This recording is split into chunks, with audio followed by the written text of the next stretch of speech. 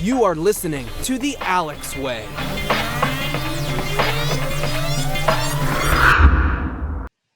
Hola, everybody. ¿Cómo están? This is your host, Alex Moraes. Welcome to The Alex Way podcast.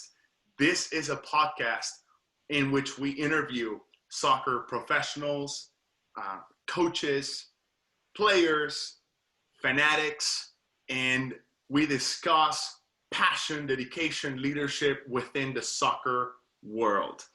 It is my honor to always interview people that are so impactful in positive ways. And I think today's special guest is not an exception to the rule. So anyways, if this is your first time listening to the podcast, please go ahead and look for this podcast in your favorite platform, whether that is Google Play, Spotify, or iTunes. Subscribe, leave me a review, and how about this? Comment in the section below so we can have more questions, guest ideas, activity ideas, topics, whatever you'd like. Also, you can find us in social media with the hashtag TheAlexWay, and you can find me on Instagram, LinkedIn, Facebook, YouTube, Twitter, kind of all over the place. Anyways, I'm going to go ahead and jump into this. Today, I have the honor to interview Martin Claes. If you don't know who Martin Claes is, allow me to introduce you to him. Martin Claes is originally from Scotland. That is right, the UK, where soccer was born. Martin has been a soccer coach in the college realms and also youth realms. He actually is very knowledgeable when it comes to the game. When reading his bio, something very curious about him is that he came from Scotland to the US on a soccer scholarship to Truman State University. Go Truman. Now, in Truman, he played with the Bulldogs soccer squad. And that was the most successful of the runs. Now, he has the experience as a player when it comes to college in NCAA Division II and the All-American team as being the All-American midfielder. And he also ranks number 2 as in the all-time in careers assists and number 7 in career goals for the Truman State Bulldogs. Now, during his coaching career, Martin has made a number of stops at unbelievable institutions throughout the U.S. Some of these institutions would be Westminster College, SUNY Maritime, Bacone College, and also the University of North Texas, Truman State, as well as Tulsa University when he was a volunteer, I think only at that institution. Today, he is the soccer coach of East Central College. He comes from St. Louis Community College after having won it all. And he's making history with the first women's soccer squad of East Central here in Franklin County, Missouri. Ladies and gentlemen, one of the few people who have the A license in Missouri, I give you Martin Claes. Thanks, Alex. That was a quite fantastic introduction. Hopefully I can live up to some of those expectations, but, I'm excited to be on your show. We love soccer, and there's more to it than that, but yeah, we love to talk soccer. We love to meet like-minded people. So great to be here. Thank you so much for your time. Thank you to your wife as well for allowing me to interview you, because I know family is important. You can be spending time with her as well as with your daughter. And congratulations. I know that you're waiting and expecting another Claes in the tribe. Thank you, Alex. That's awesome. So first things first, if this is the first time that someone is listening to you, watching you, what would you tell them about you that makes you unique? I just think it's as someone who loves the game of soccer. If there's anything unique about me is that, I've sampled, growing up in Scotland and coached a little bit when I was younger over there. And then coming over here, I sampled all of American soccer. I mean, you know, you talked about my accomplishments at the college level and some of the things I've done, you know, but I've also coached, you know, the toddler classes at St. Louis Vera, and I've sampled, Wow. you know, all of soccer as far as in the coaching realm, and I think that's given me a unique perspective where, you know, I feel like I can connect with any player, any other coach, and just grow this love that we have, this passion that we have for the game. That's amazing. See, that is interesting. I love to talk and dive into the story of people because I continue to learn more about them. And in this case, besides being co-workers at East Central, because yes, folks, he is the boss man at East Central, and I'm the goalkeeper coach / assistant coach, along with the others, Matt Fennessy, Marty Brown, and Nathan Doza. So he is the boss. But I do, it's interesting that you're saying that you went ahead and coached the little kickaroos in Vera. I mean, these are kids that probably are under the age of 5. Was that beneficial still today, even in the college realm with adolescents and adults? Yeah, I mean, there's no immediate transfer of you know, how the game is played, but I think it always allows you to put yourself, you know, I think the biggest thing we can do as coaches is put ourselves in the player's shoes. So if you put yourself in the mind of a 3 and 4-year-old, and then, you know, where does their love come from? And that connects to the same reason we play when we get older, right? It's fun, it's active, you know, so I think it helps you keep sight of the important parts of the game. You know, we all get serious sometimes, and we all, you know, want to express ourselves or our team and things, and that's all normal. But again, going back to the root of that joy of play and passion, I think that's one that keeps us young, and it keeps the game fun. That's awesome. Absolutely. I mean, obviously it's not the same game standards by any means, but probably gives you those values such as patience, tolerance, and other sort of situations that will allow you to have a better relationship in leading the team, leading the player, and why not? Now, we said you are from Scotland. So tell me about your hometown, man, because I would love to go to Scotland, but I have no idea really, besides the fact that your national team just crushed it internationally and qualified for the Nations Cup, European Nations Cup, right? So, you know, it seems like a long time ago now, but when I was younger, Scotland, this was kind of before or right around the time the English Premier League started. Scotland had good teams. I mean, I remember the 1990, 94 World Cups, qualifying 90, we were there. You know, France 98. You know, we had Brazil on the ropes, 1-0, and Cafu scored a late minute. You know, yeah. So when I grew up, Scotland, you know, was, you know, it definitely is a footballing nation. So I mean, absolutely, football dominates. You know, I have nephews that play back home, and football dominates their lives. You know, they got posters on their walls and jerseys, and they always want me to buy them something, you know, football related. And so you know, if you put yourself in a cold, wet, you know, town that just loves soccer, you know, it's Perth's a beautiful little city in the right on the Highland line, beautiful scenery, you know, amazing green grass, flowing hills. So it's a beautiful place, and then it just has this passion for football, you know, right through Scotland. What's the name of your hometown? Perth, Scotland. Okay. And the main team is St. Johnstone, big club. They play in the Europa League every now and again. Most people haven't heard of them, but the Mighty Saints are a big club. So, and then obviously you have Celtic and Rangers in Scotland. And you know, if anybody's a football fan and they talk about rivalries, I think the only one that could be bigger would be Boca River Plate. That's the only one that rivals. Wow, that's food for thought right there. That is apparently the derbies of derbies, no questions asked. And how about the club Hearts? Still around? Yeah, they got relegated last year. Exactly. And actually COVID related because they actually were in last place, but they weren't mathematically relegated. But yeah, so that's a sticking point.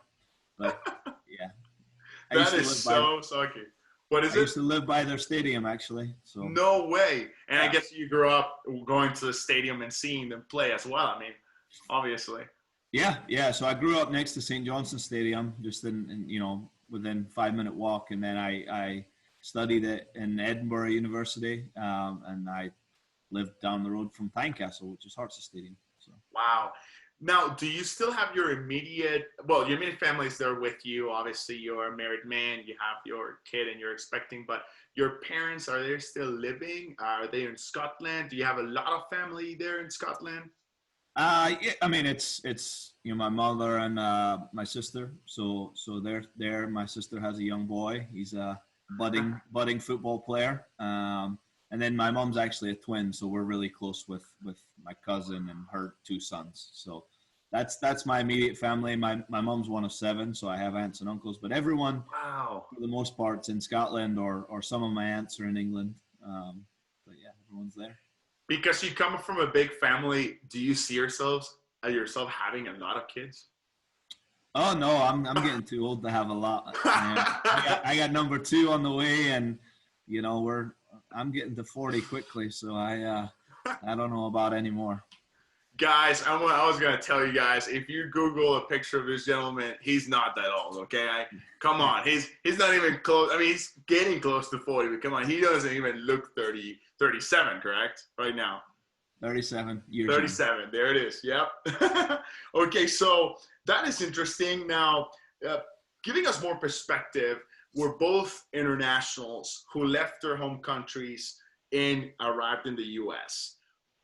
Why did you leave Europe? I mean, when I think of Europe, I don't think as the same context as African countries, Central American, South American countries, in which, the economics probably, I'm not saying that they have the best GDP or economic growth, but we try to leave because of a better tomorrow and to hopefully get something better. How about in your case? What triggered it? Yeah, I think the only thing that draws Europeans maybe to America that I could think of is, we grow up with American movies, we see the big cities, and it's funny. I mean, I'll tell you a quick story. When I arrived in America, I flew into Chicago, and it's like the big city lights, the towers, the skyscrapers, amazing. But then I get on the train and I head to Kirksville, Missouri. And at some point along the line, I'm thinking, there's Amish carts going faster than the train. And now if you've been in Europe, the train systems are pretty impressive. I'm looking at Amish carts going faster than the train, and I think, am I in a time warp? Did I go back in time?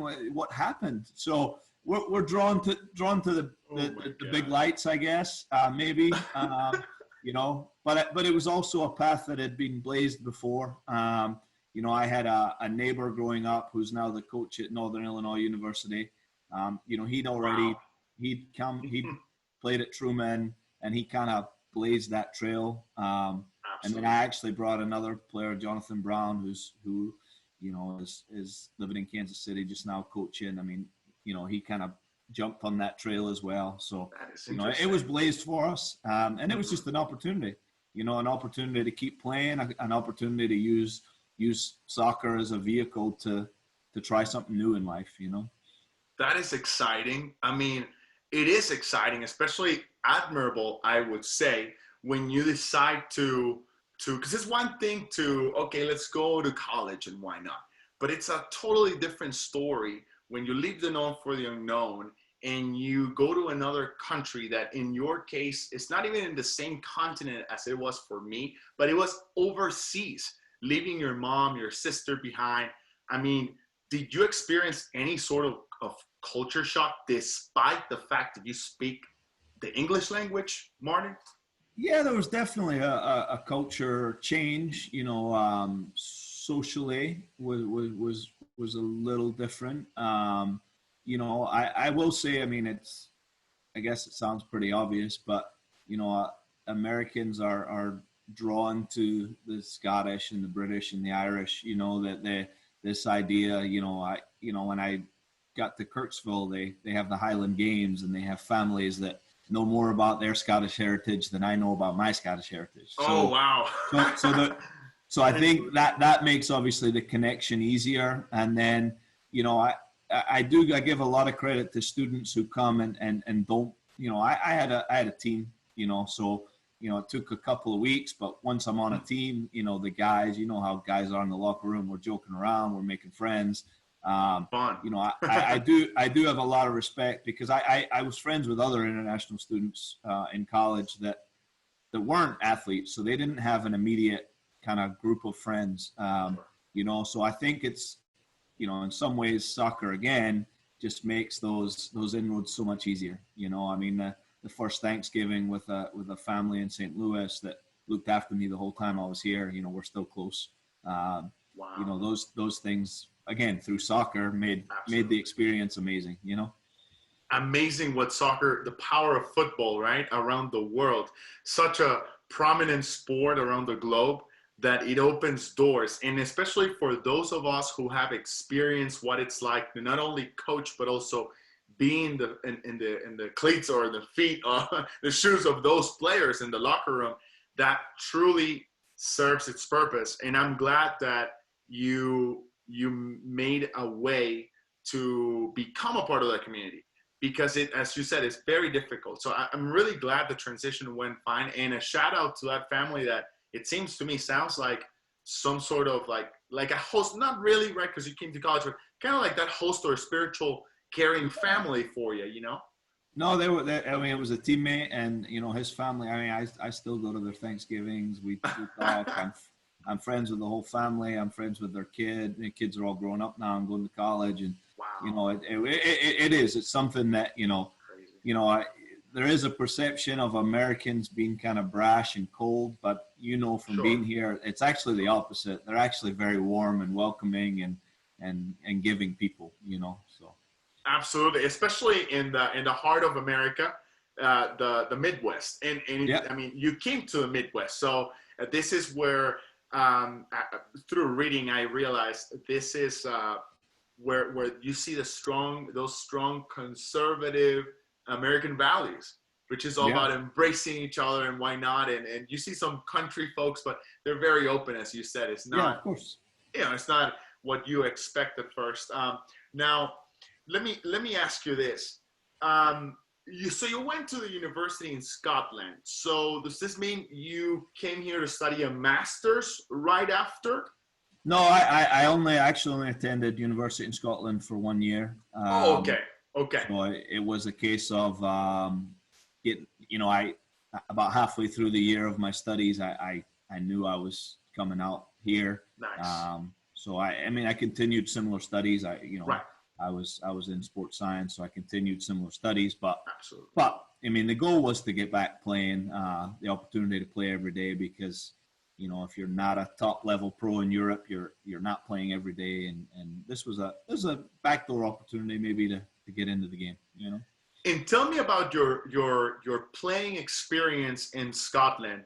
What was it like when compared to U.S. soccer? What kind of divisions were you blessed enough to experience back home? Yeah, I was offered some trials and did some weeks at some professional academies, but at the time I wasn't seen as good enough to kind of break into those academies. So I saw them, I was there, I touched them, but it was more your local club. My local club was the team that kind of got me going, and then there's a different pyramid over there. People talk about here. You have semi-pro.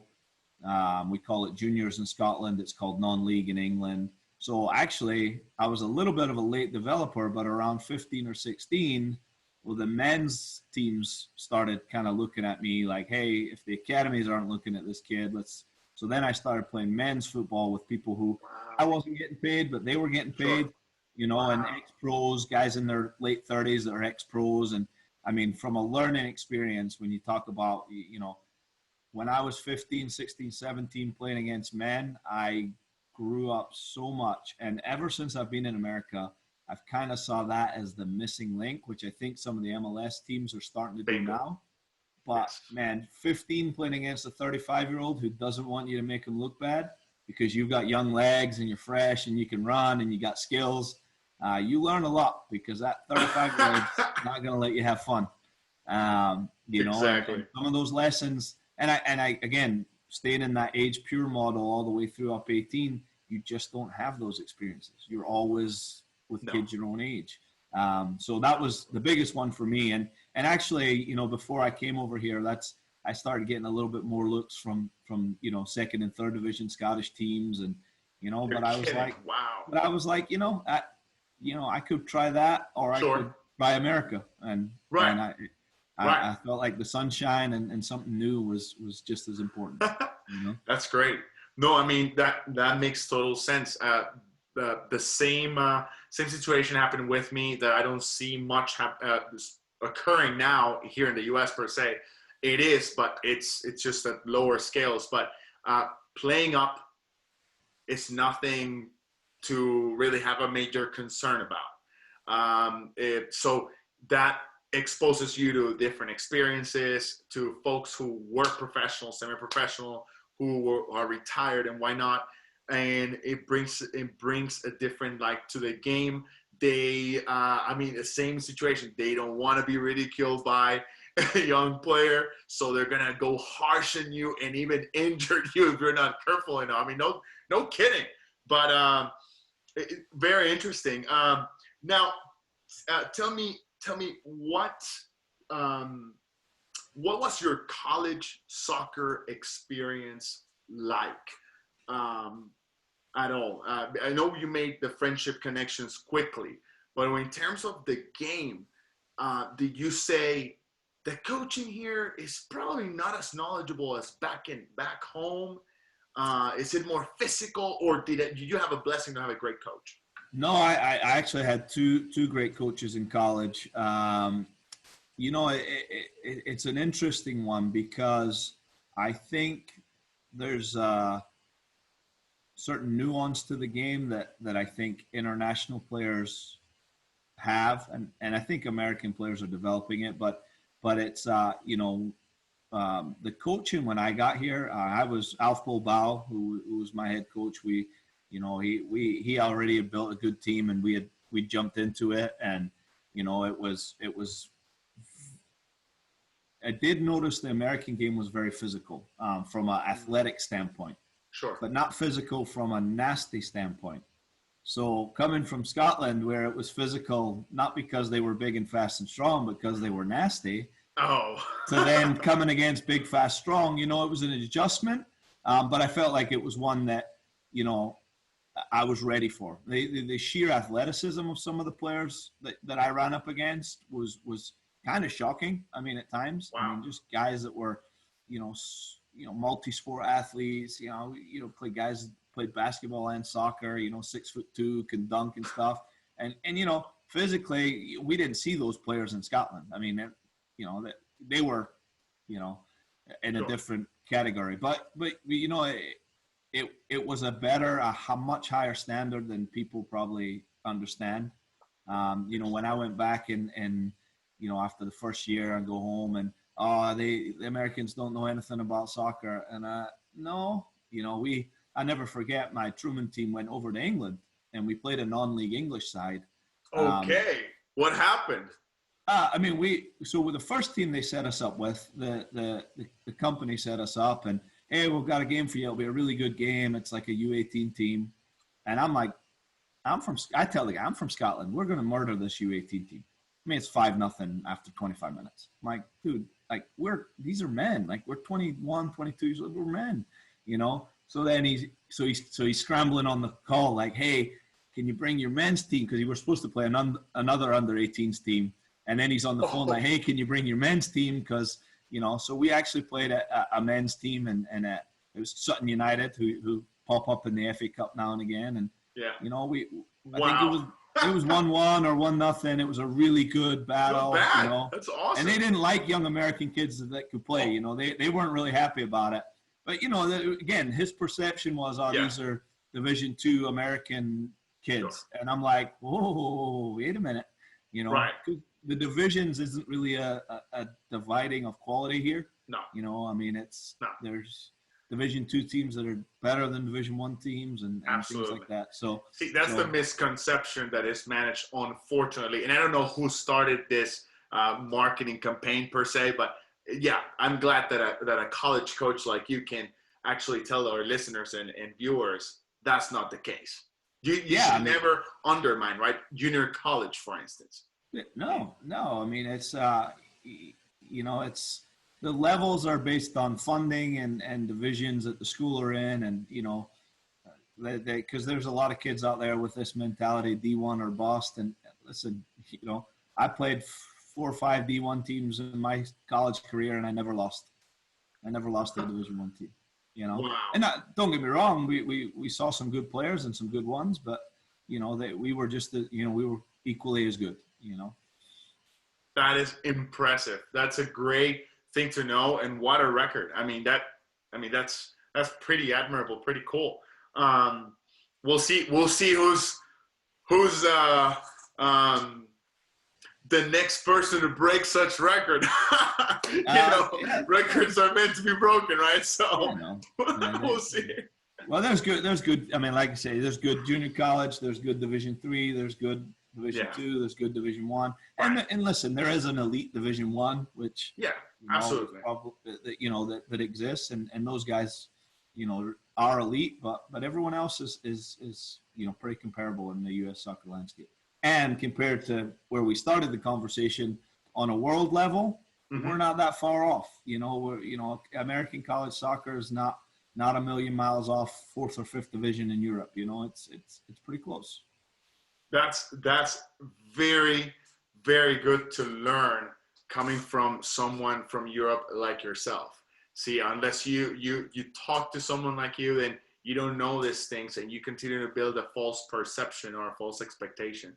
But it seems to me that there's been a lot of positive things happening in the U.S. soccer, especially youth soccer landscapes, to better feed the professional teams and those national teams to bring U.S. soccer hopefully to the next level.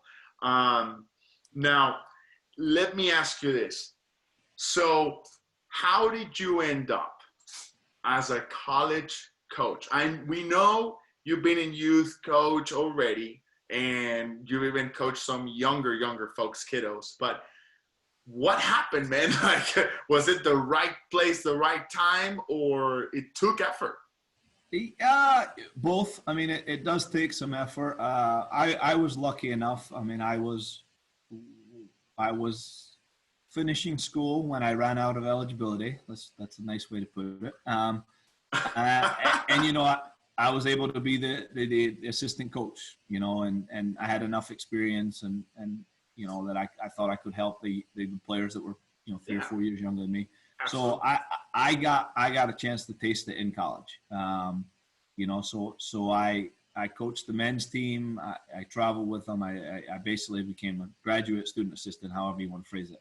And then I took a year out where I was working. I was working as a performance trainer. You know, and that's when I got in the club game. But to answer your question, I got back in the college game because the women's coach at Truman knew I was kind of available, looking to get into coaching. And for everyone, you got to find a door, and you got to put your foot in it. You know, and it's difficult because it wasn't a well-paid job. I actually commuted about 90 minutes. From Columbia, Missouri, where my wife and I were living, to Kirksville, Missouri, because my wife worked in Columbia. So, you know, again, that commitment right there, you know, that to me, that shows whether you want to do this or not. I mean, I made the commitment. It's not easy to get into the college game.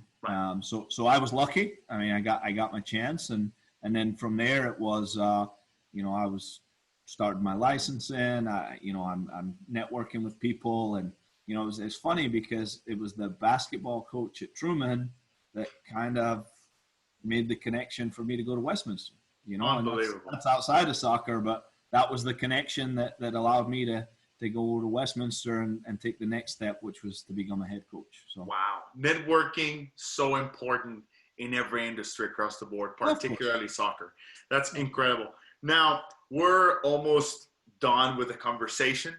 I think I would like to ask a couple of really quick things, if that makes sense. But I mean, this is not the light round yet, but just really briefly before the light round, could you tell me what is here? I want to talk from a Coach Clay's history, okay, as a coach, coaching college and different sort of institutions, private and small, medium size, and college and junior college and whatnot. What has been the most prevalent system of play that you've made your teams play and train to? I'll use I think it's a Bielsa quote. It's formations are great until the players start to move. I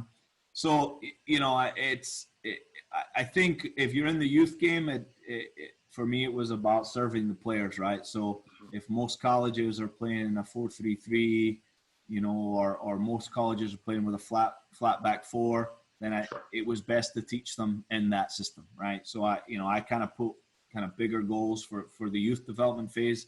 When it comes to the college phase and 17 and above, where it's about winning with that team. If I have a favorite, it's probably a 4-2-3-1. But to be honest, it's always based on your players. Interesting. Go ahead. I'm sorry. Go ahead.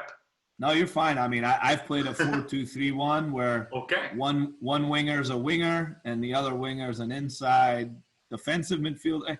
You mold that shape to fit your team. That's how I've always felt. And you can't put square pegs in round holes. It doesn't work. Right. So you have to find a square hole for the square peg, and sometimes you have to create that, or sometimes it exists because they fit right in the system.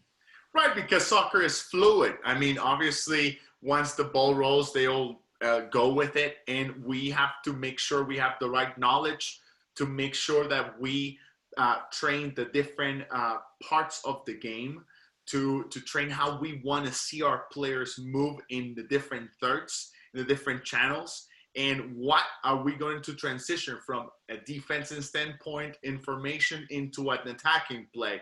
And depends on where we are and what zone of the field. But that is very cool to know that you're a fluid, flexible kind of coach, which I think it's very difficult to find because a lot of people are just stuck in certain little graphics. Does that make sense? Well, and listen, I think as human beings, the more comfortable we are when we can control more. So I think when you feel like you're in control, but you mentioned, the player's abilities is the key factor. It's the philosophy is great, but I can have Pep's philosophy, but I don't have Pep's players.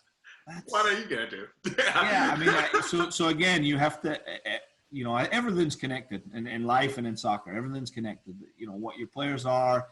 How your philosophy develops, it's all connected. So again, I would put players at the first of my, when I ask about formations, show me the players and their strengths and weaknesses, and I'll show you what formation we'll play.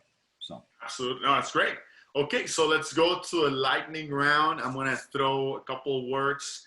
Please tell me the first thing that pops in your mind, and we'll be done with today's conversation. Are you ready? I'm ready. Aha. Okay.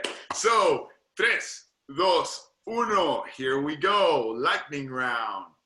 Scotland. Beautiful. Traveling. Amazing experiences. Internationals. Flavor from all over the world. I think it's awesome. Soccer ball. I just want to kick it. A ball. I just kick it. How about United States?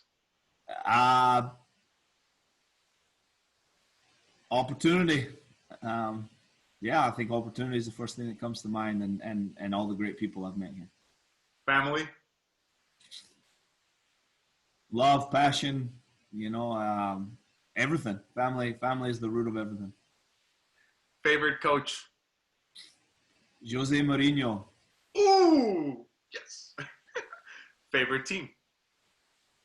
Manchester United. And Alex Ferguson and Jose Mourinho are tied. Jose is more relevant right now. Well, that was the lightning round. You got it. Now, before we leave, last words of advice for the audience. Any coaches, any players, any fans? Players, fall in love with the ball. You can always enjoy it, and you can always do a little bit more. Get off the video games and get out and play. Coaches, not to put anything negative out there, but I think a lot of people want to coach, but they want the perks of coaching, and I think you got to reframe your thinking, because it's sacrifice. If you read about Louis van Gaal, he used to have to drive 2 hours to coach after work at night. And that's how everyone in coaching's got a story about how much they sacrificed. Most of us would coach for free. So the young people coming into it that I want to make money and listen, it's your passion. And if you're lucky, you'll get opportunities to make it your livelihood too.